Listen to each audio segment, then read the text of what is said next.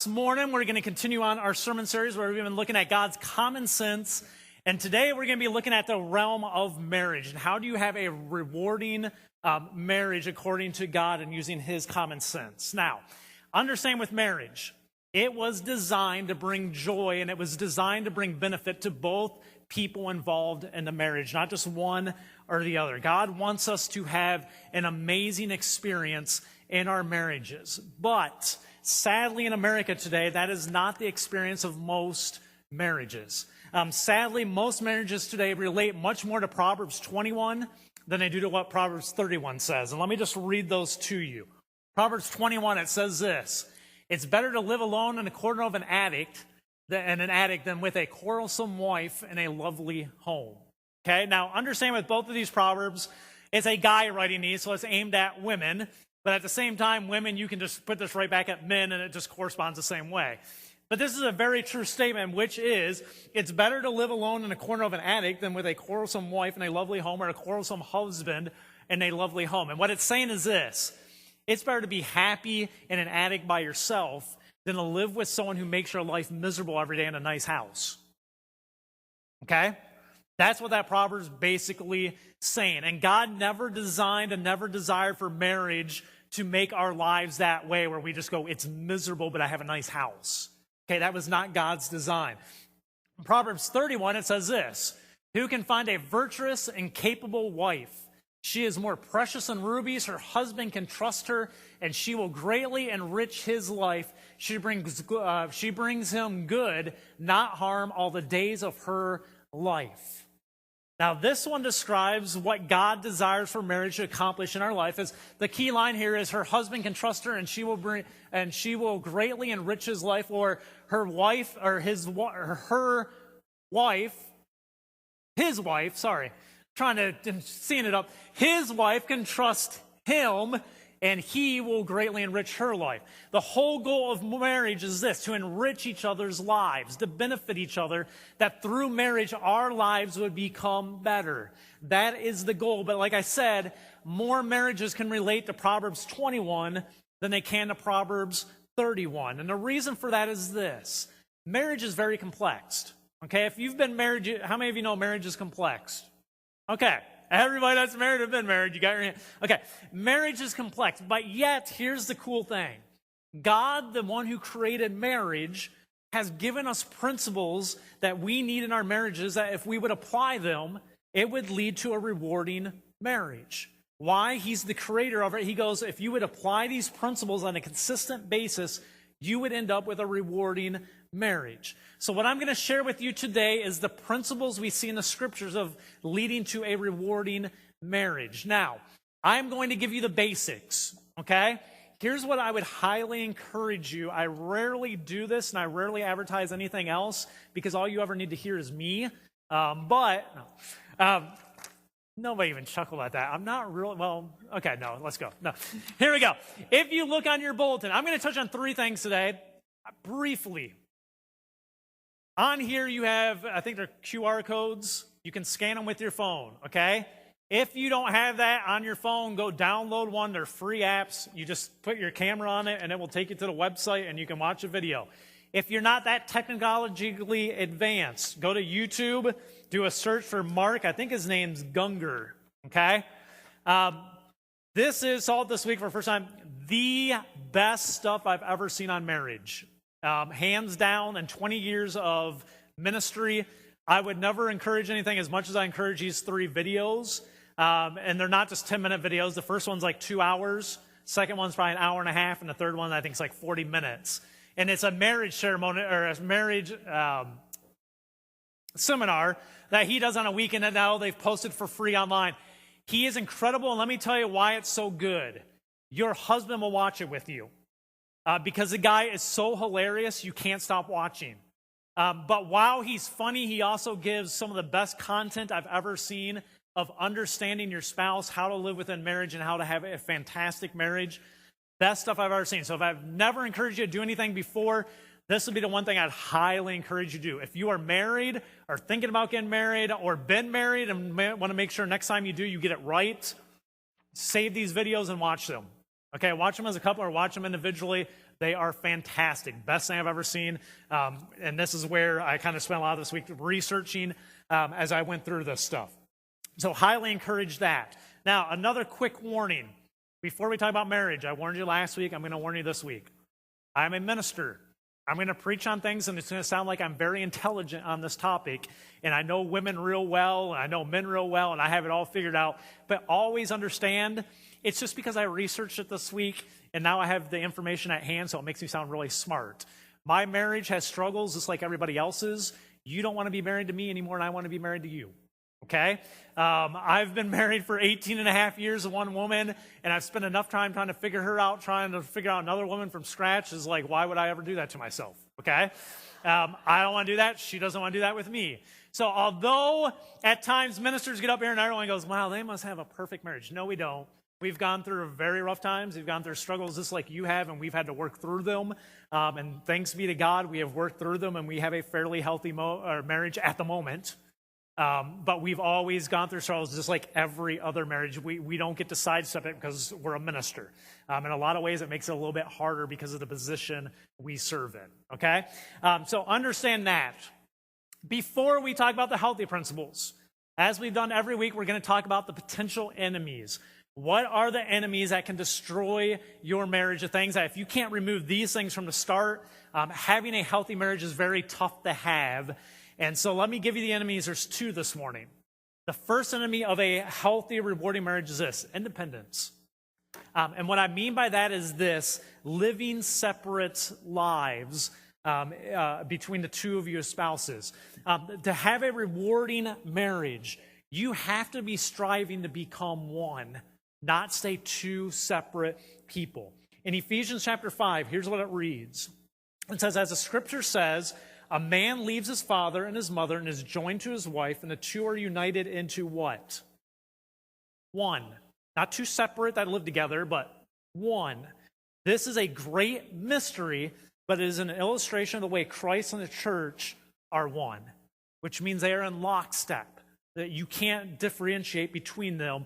The goal of marriage is to be one, not to have individuality and to be two separate identities. Let me just tell you some of the things I've seen that cause this to come into your marriage, things that I just go, you got to work on these things. One, I've seen people have different bank accounts, that both couples earn their money and they deposit their money in their bank accounts and they control their money and they divide the bills up, and this spouse pays these bills and this spouse pays this bill. And I'm just telling you right now, if that's your situation, you are putting a seed in your marriage that has a high likelihood of dividing you rather than bringing you together. What it does is it prevents you from ever really getting together because you just see yourselves as two different people living together, doing life together, but you're not trying to become one. All right? So that is a dangerous trap. Are there people that have done that for years and it works out? Yeah, there's exceptions to the rules. Okay? All this stuff is generalizations. But the marriage God would have you to have, he wants you to become one. Financially, you need to become one. Now, one person usually in a relationship controls the money because they're better with it. Okay? That's okay. But when you have separate accounts set up that you control and you have bills divided about, it just leads to discord and it leads to issues in a marriage. Another way independence is played out is this, and this is the biggest one in our society today, is social media. And having social media accounts that are yours, that your spouse does not have access to. Okay? Outside the videos that I recommend, this would be the best thing you can learn right now. Men and women, if you are in a relationship, there should be no accounts, social media, anything that your spouse does not have full access to. That includes emails, that includes Facebook, that includes whatever other, I don't want to use Facebook, what else is out there? Instagram, Twitter, whatever. All the different accounts. If you are in a marriage, they need to have full access to both, okay? Some couples I've seen on Facebook where they have one account for both husband and wife, and it just says like both their names, Scott and Autumn Zimmerman. Me and my wife, we have two different. I have Scott Zimmerman, I have my account, Autumn has hers, she never touches hers, but she lives through mine, okay? The reason for that is this: she has full access to it. She knows my password, she can get on anytime she wants to. She has full access to it. Emails, okay? Email account, my wife has full access to. We share an email mostly. She has her own on the side. The advertisements come through in junk mail. But in general, our emails, we share one account. She has full access to mine. I have full access to hers. Anytime we want to log into it, we can log into them. All things on the internet, all social media things, they need to be shared. They need to be open with one another, and there cannot be secrets. Your cell phones, if you have passwords on them, which you need to just in public and at work and stuff, your spouse needs to know what the password is. So anytime they can go pick up your phone and log onto your phone and check out anything they want. I'll find my wife from time to time on mine going through all my text messages. Okay? I don't have an issue with that. It builds trust. Okay? So even when I'm texting text messages, I know my wife has full access to everything I have access to because we are one. We're not two individuals living two separate lives. We are one couple living one life together. So we have full access of everything. If you deny that to your spouse, I'm just telling you that there's a reason you're denying it to them. Okay? Let's just be honest. If you don't feel comfortable with your spouse having access to those things, there's something not right going on. Not saying it's horrible. I'm just saying even in their mind, they know there's just not stuff right there. So what I would encourage you to do is, probably there's a lot of couples sitting in here right now that are going, oh, crud. Here's your thing. This is what you do. Clean up the stuff, get it to where it is, and start sharing full information. Share it. It builds trust in your marriage, and it keeps you out of temptation. Because when you do not give them full access, you feel like you're in a secret world that you can do all sorts of secret things. And that's the devil's playground to mess up your life and mess up your marriage. Okay? The one last one on individual things. Hidden activities. You need to be living life together. You cannot have two separate activity lives and be doing things your spouse isn't aware of. Okay?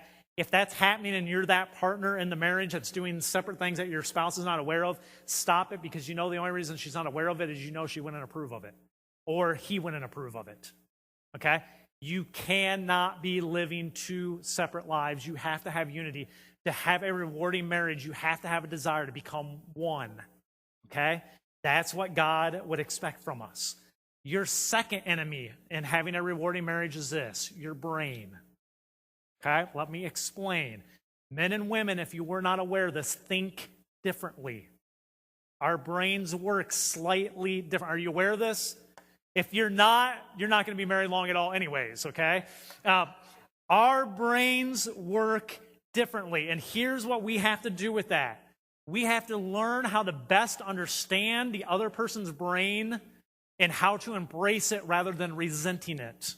What happens with a lot of couples is they start resenting that their partner thinks differently than them, and it becomes a hindrance to the marriage rather than something that you embrace and becomes a positive to your marriage that adds a different dimension that builds both of you because we think differently. Let me explain how this works. Paul and Julie Thomas had the kindness to bring in some pictures for me.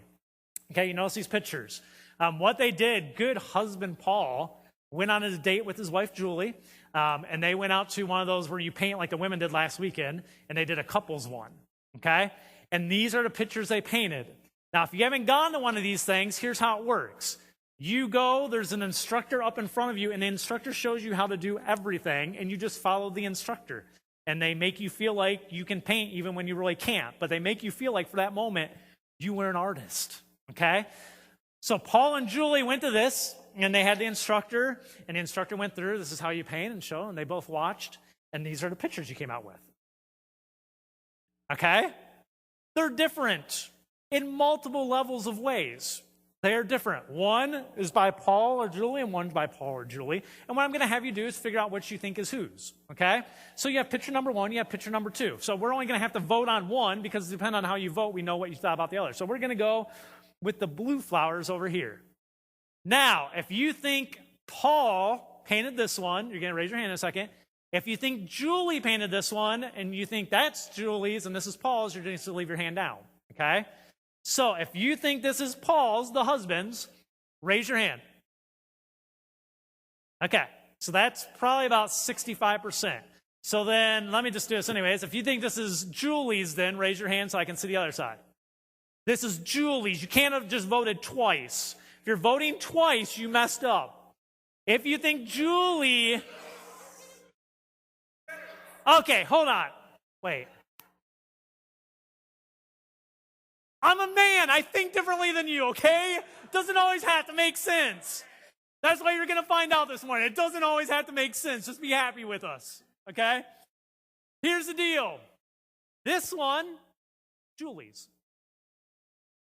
This one falls. Okay?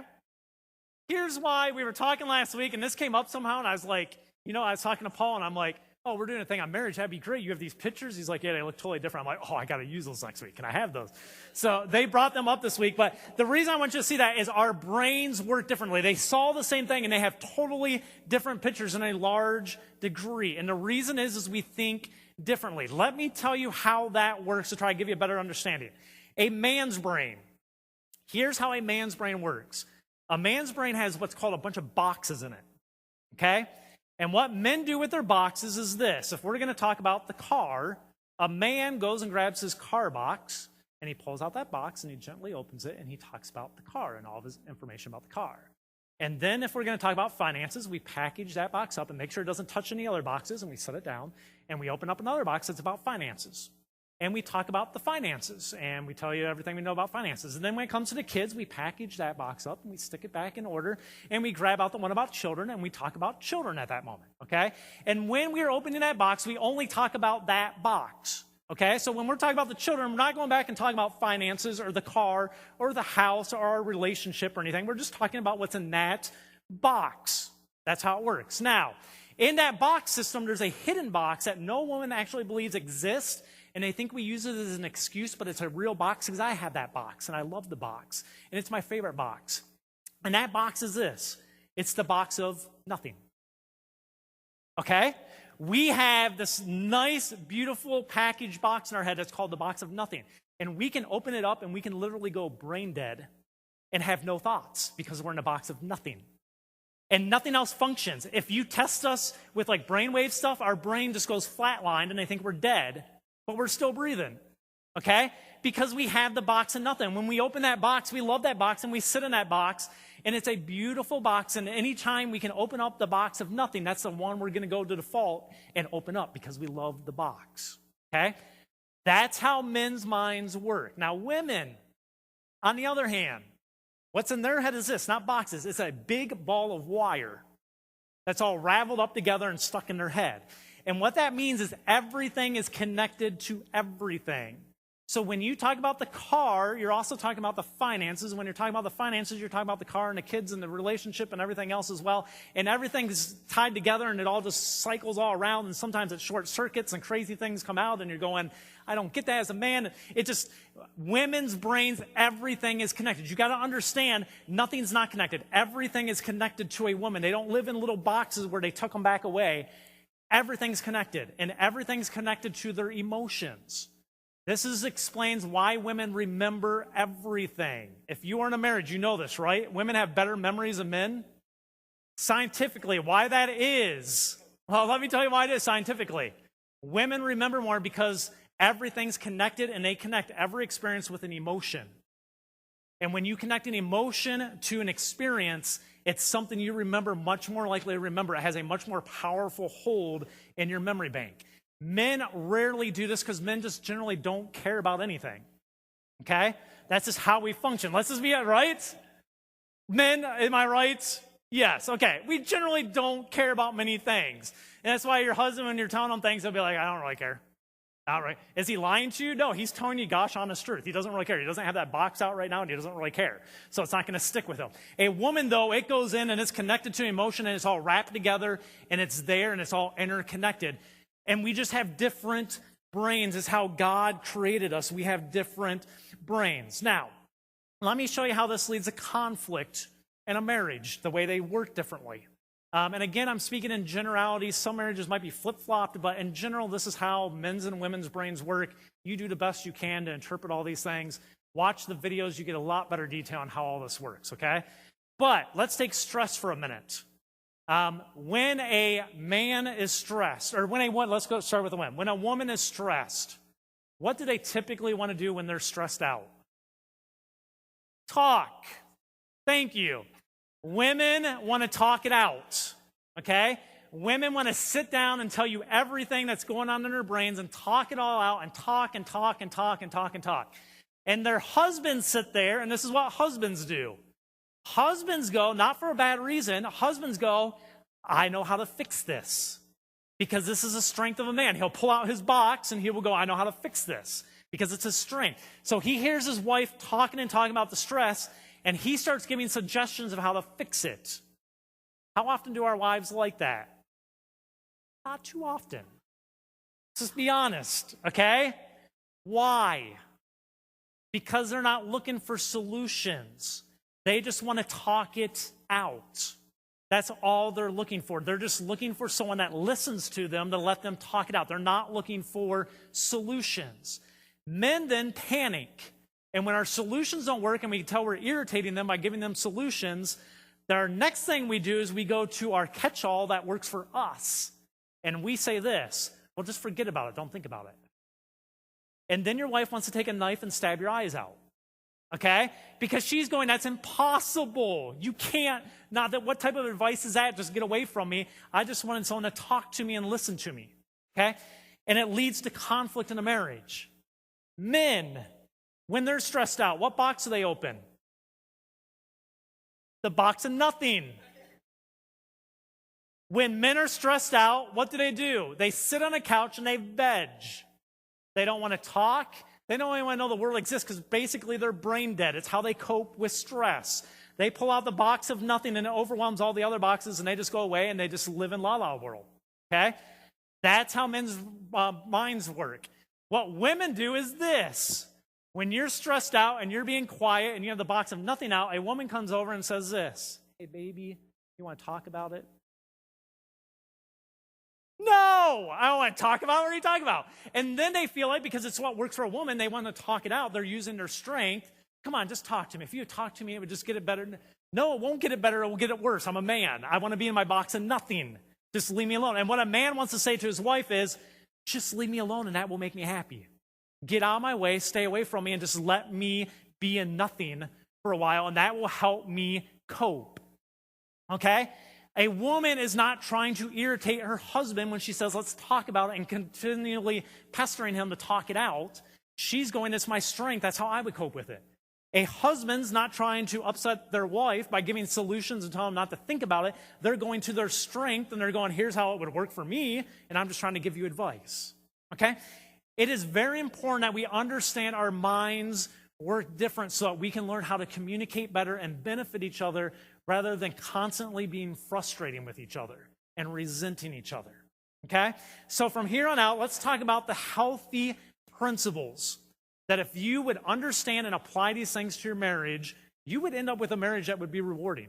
You'd literally be able to look at your marriage and you would go, my marriage is rewarding. I'm so glad I have it as a benefit to both of us, and it helps both people grow and become better people, and you have a happy, rewarding marriage. Here is principle number one, and this one real quick goes to the guys. So guys, you need to listen up on this one. Principle number one is this: loving your wife.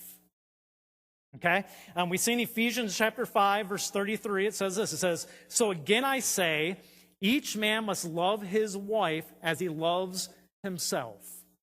Okay? So men, we are commanded to love our wives. Now, that's nice and dandy, but the question then is this: what does that mean to a woman? Not to a man. Okay? Because what we typically do as men is we hear we're to love our wives, and we start thinking with the man brain of what that would mean to us, and then we try to put it over on our wife, and it doesn't ever seem to really work out. Men, when their wives will ask them, you don't really love me. And a man usually will shoot off a couple of things. He will say this. He'll say, I provide for you. I pay all the bills. I work hard. I provide for you. And I'm so attracted to you, and I still love you, so I love you. And a woman looks at those two things and go, I don't get it.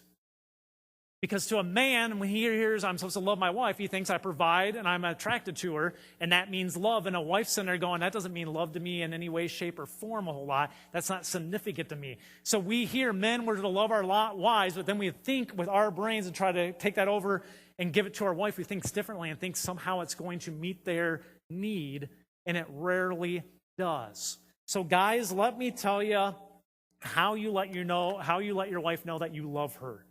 Here would be how I would describe it. She wants to know that she is number one in your life. That's what she wants to know. At the core of what a woman wants, she wants to know that she is number one in your life. And the way you do this, men, is not just by doing stuff for them. The way you do it is by acknowledging them. Okay? What I mean by that is this. Men will think like men and go, I need to do stuff. I need to do stuff. I need to do stuff. That doesn't always work, and that doesn't always communicate love to the woman. Acknowledging her does. She wants to know that she has first priority in your life. So this is why you've probably all been through this. You're sitting on the TV, and how many of you had this happen? You're clicking through channels, and your wife will come over, and she will take the remote, flick off the TV, and put it down and say, let's talk. Has anyone ever had that one? Oh my gosh, I'm the only one? As I said, I don't have a perfect marriage, so let's just no, but here's the thing. She wants to know you're not wrong. What is this? When she's talking, she wants you to stop what you're doing and do what? Listen. That's what she wants to know. She doesn't want you to just go do something. She just wants to know when she's talking and wants your attention, you acknowledge her and you will give her attention. And that very simple thing will let her know you love her. When she tries to call you or text you during the day, she wants an immediate response back. Why? She wants you to know that you acknowledge her, that she is number one priority in your life. When your wife texts you during the day, you don't wait 3 hours to text her back before you send a text back. Why? What you just communicate to your wife is, I don't love you. I have 25 other priorities in front of you, and I will get to you when I feel like getting to you. When you immediately respond back, you're letting her know I acknowledge you and you are top priority in my life. When she calls, you pick up the phone and you talk to her. Unless there's no other human way that you can, you talk to her. Why?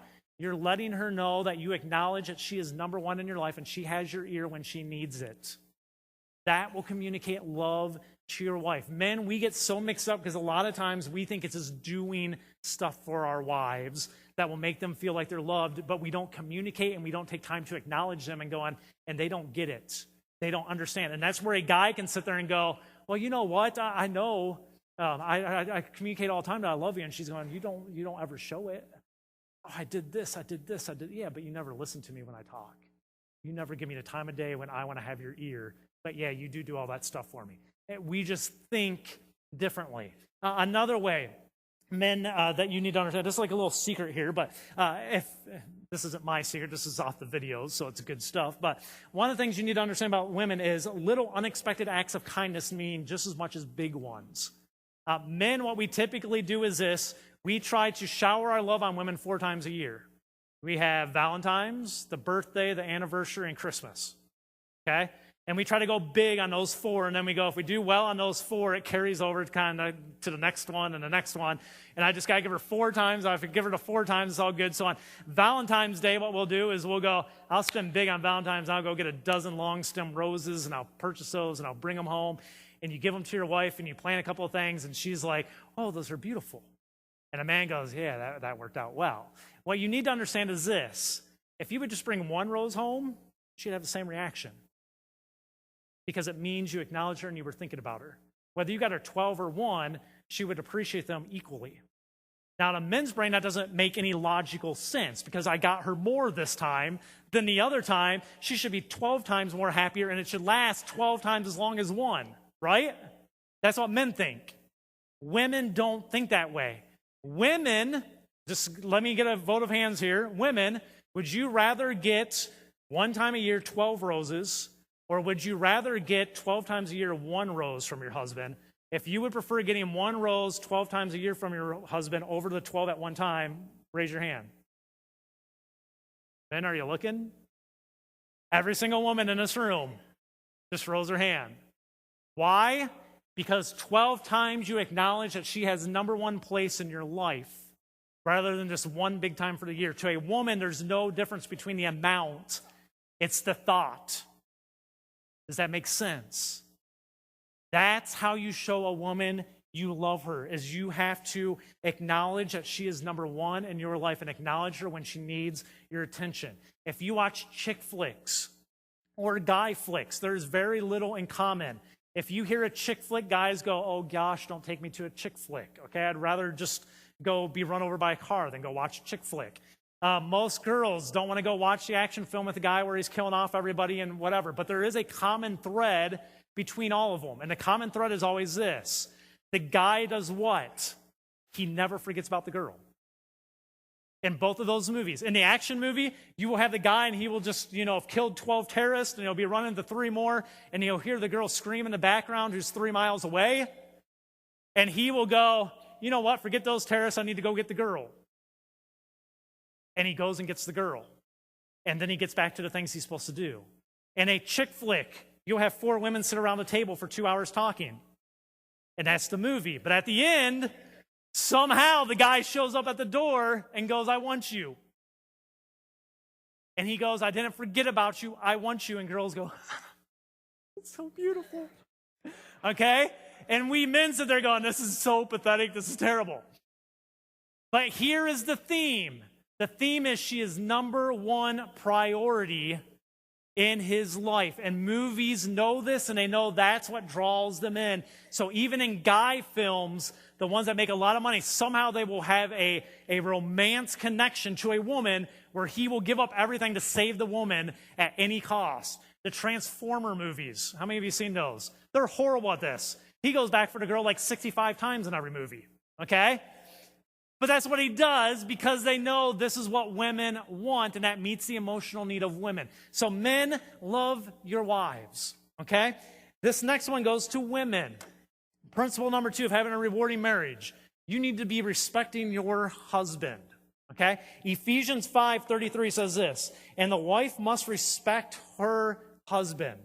Now, that's nice and dandy. What does that mean? Not what it means to a woman in her brain, because it's different than what a man. So if a woman tries to give what she thinks respect is to a man, it's not going to work because that's not how a man thinks. You need to understand we think differently. Here's the difference on this one. I don't even think men know what this means. Because we always talk in church, in most marriage sessions you go to, always talk about love and how to love and how to love and how to love. But scriptures make it very clear a woman is to respect her husband. And how do you do that? What does that really mean? And I want to give you a couple of simple things that I think it means because of this. Not because men can articulate it. Because men are not verbal normally. They have a hard time articulating these things. The way you figure out if you've done something wrong with a man is their anger. And when they get angry, you know you've touched a button. Okay, because that's how they show something's not going right. Not verbally communicating on the front side. When they get angry, you know you've touched a button. Let me tell you the 2 big ways a wife can respect her husband that would lead to a much more rewarding marriage. The first one is this: appreciate him for all the little things he does. Okay? Women have this tendency. Women have a bunch of things they expect their husband should just do, and they don't appreciate it because it's stuff he's just supposed to do. Because that's expected. And the only time they appreciate things are the unexpected acts of kindness, and then they give appreciation for those. But all the day-to-day little things that your husband does, he never gets appreciation for. And what will happen is they get very resentful over time. As a husband will go, you know what, the buzzer just went off, I gotta go to work, and I feel like sleeping in, but you know what, I'm gonna crawl out of bed, I'm gonna go to work. Okay? And he goes to work for a long day, and he comes home, and he's at home, and instead of getting a thank you, he gets nothing. And over time in a marriage, this just becomes an expectation. And what women get poor at is things they expect they don't appreciate anymore. So any new thing even a guy does, it starts off well, but if you keep doing it, over time, they don't appreciate it. So let me go back to the rose illustration. Women will say they would like the 12 roses over 12 months. But I think we all know about the 8th rose, they're not as excited anymore. Why? Because they need to start anticipating and expecting it from you. And it's no longer something they appreciate it because it's something you should just do now.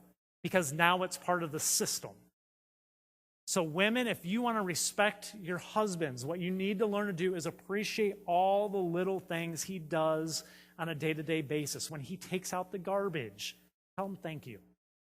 I know you expect him to do it. I know he does it all the time, whatever. You say thank you. When he maybe cleans up the table from time to time or something, thank you. All the small little things, a man would greatly appreciate it. And he will never give you in words, but he will give you in actions, which is when he feels appreciated in those little things, he will do more little things because he wants to get more appreciation. We're like little puppy dogs where you test them and you give them more food with different rewards and stuff like that. This is how we function. You give me a reward, you appreciate me, I will do more and I won't be resentful. What men do is when men get resentful, what do? We shut down. We hold back. We stop doing stuff just to tick you off purposely. Okay? That's just what we do. It's how we function. Trust me, I'm good at this. I'm a man. This is what we do. Women, learn to appreciate the little things your husband does on a daily basis, and he will start to feel respected, and you will see a different man. Another side of that is this, and this is a big one. You need to believe in him. You need to be his number one fan, is the best way I can say this. Men like to share their dreams. Men have desires and big dreams and stuff like that. Men always have them. It's just how we're created. We always have dreams of things we're going to do and what we want to get done and projects and stuff like that. And women, when you say things like this, where you basically say to them when they give you their dreams and you say, you know what, that's stupid. You know what, you can't really do that. That will never work. When you use words like that when he's sharing his dreams, I'm just telling you right now, it is the most damaging thing you can do to a man. It literally shatters his entire self when his wife is the one who throws cold water on his dreams. And let me be honest here. We have a lot of stupid dreams. That's okay. We're men. It's what we like to do. We won't even get to half of them, but we like to dream. We're men. We like to conquer things and put plans in place and accomplish them and get them done and feel like heroes. When we make something, like last weekend, we moved Libby into a new room, made her a new room, and I had to build a bunk bed. And when you get done with it, men, what do we typically do the next 3 days? You showed off, and every time you walk by that room, what do? You walk in and you look at it. Why? Because I just built that whole thing.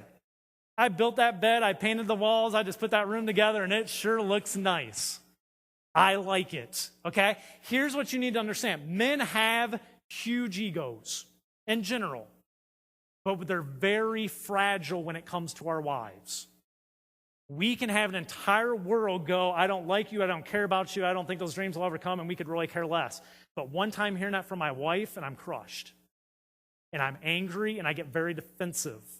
And I get very verbal because I feel like she's not my fan, she's not on my team, and she's against me. Men have a hard time handling that. And what men will do is if you do that enough time, men will just shut down and they will stop talking to you. They will stop sharing their dreams with you. And they will stop talking about their lives with you. And they will go into like a little den, an attic, a corner of the attic, and they will withdraw from you emotionally. And women never know why or what happened, and men can't even verbally express it all because they can't do it with words. And I'm telling you what it is you throw cold water on his dreams, and it's the most disrespectful thing he can imagine, and it crushes him. And his only way not to get hurt anymore is never share dreams with you again because he doesn't want you throwing cold water on it again and telling him what a loser he is and how he can't accomplish it. Okay? Women, you need to be very aware of that. But you are to respect your husbands. That's how you can do it. Very simple things. Just be his cheerleader. Be his number one fan. Let him know you're always in his corner. Unless he's going to like blow the house up. You can tell him, hey, dynamite underneath the house playing with matches, bad. Stop that one. But in general, let him dream. Support him. Whether you like it or not, support him. Be his number one fan. The third principle of a rewarding marriage is this: healthy intimacy. And I say this very purposely with these words, healthy, because there's a lot of unhealth in our culture today. But healthy intimacy, we see in the scriptures, are very key. There's an entire book called the Song of Solomon. If you've never read it in the Old Testament, it's an entire book of the Bible talking specifically about a relationship and a sexual relationship between a husband and a wife. That is the entire book. And God wanted that included in the Old Testament scriptures for us to all have access to and read. In 1 Corinthians, let me read you this scripture. Here's what it says and why it's so important to have healthy intimacy in your marriage. It says, do not deprive each other of sexual relations unless you both agree to refrain from sexual intimacy for a limited time so that you give yourselves more time, more completely to prayer. Let me stop for a second.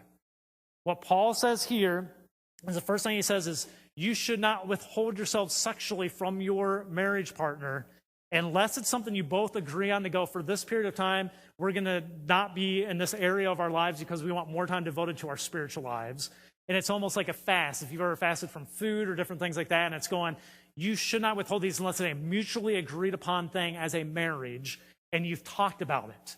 Outside of that, you should be having healthy intimacy on a fairly regular basis, okay? I don't know how much of this I want to get. How many are you going to watch these videos? Raise your hand if you'll watch these videos. It's like half of you. Okay. Because people are going to ask, what's regular? I'd say at least a couple times a week, just so you know. Medically speaking, they've done medical stuff on this and stuff with men and everything else a couple times a week.